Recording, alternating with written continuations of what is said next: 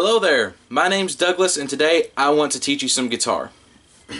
Today I'll be teaching in standard tuning, so that's going to be E, A, D, G, B, and high E.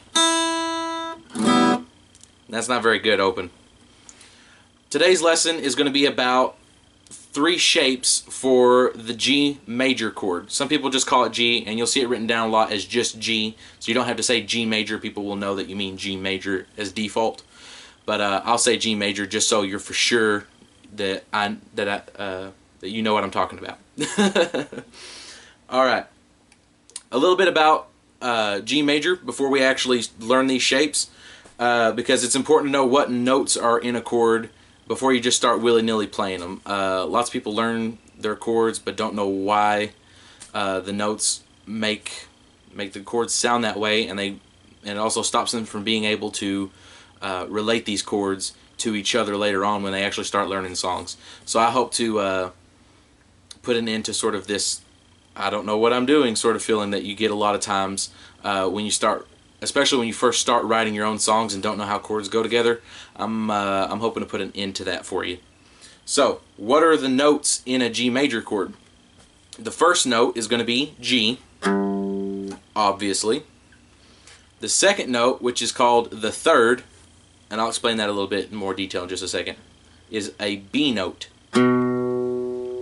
And then the third note, which is called the fifth, again I'll explain in a minute, is D.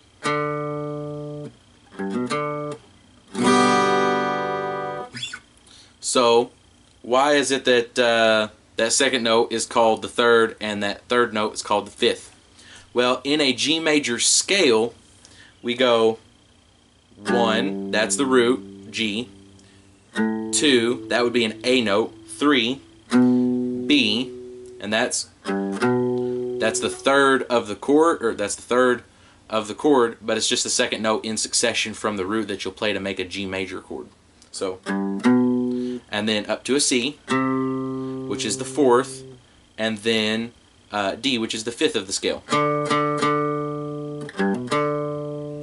And so basically you're just alternating back and forth. So you're just skipping every other note in the scale basically. That's a little bit of an undersimplification, but for now that's good enough for you to understand. So, what are these three shapes for G major? Or the three that I'm going to teach you today. There's tons and tons of ways to play every chord that exists on the guitar, but these are the three I'm going to teach you today. So the first one I call Cowboy G, and the reason for that is because most of the country guys that I play guitar with use this G exclusively. They don't use any other G chord shape, and so I just associate it with country music. But everybody learns this chord shape. It's probably the first chord shape anybody ever learns. It's the easiest one usually for somebody's hand to make. So you take your ring finger, place it on the third fret of the low E string. That gives you the G note. Then you take your middle finger and place it on the second fret of the A string. That gives you the B note. And then obviously you leave the D open, the G open, the B open, and then you place your pinky on the high E at the third fret, and that's another G note. You play that together. Sounds awesome every time. Now the next shape that I'm going to teach you is sort of a variation on that. It's basically the same notes but one change. So your hand shape changes, but you should be able to look at it and see how they're basically the same thing.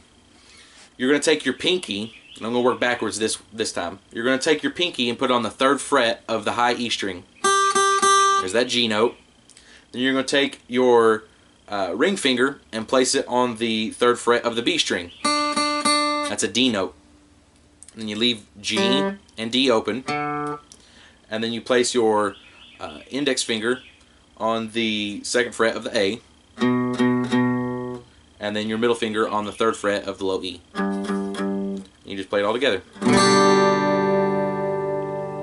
You know, that has a bit more of an airy sort of open sort of sound to it, and the reason for that is because the third of the chord is not emphasized as much. There's only one octave of that low B, and so it has sort of a power chord sort of sound to it without being rip your face off hard rock. And so that's very useful for certain contexts. So it's an important one to learn to pull out in certain situations.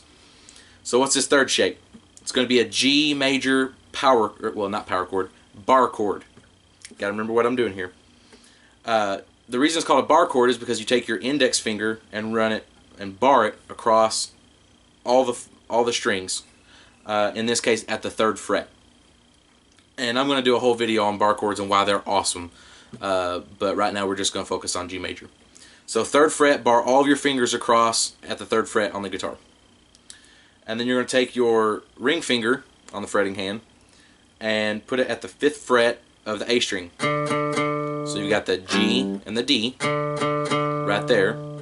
And then you place your pinky on the 5th fret of the D string. So now we've got G, D, G. Then you're going to place your middle finger on the 4th fret of the G string. That's where our B comes in. That's what makes it major.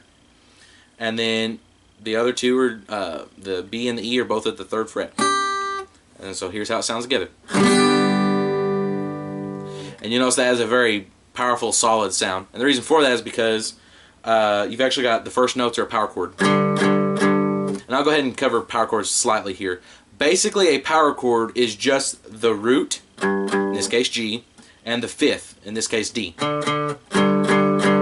You leave out that 3rd, which would be B. So instead you're just going.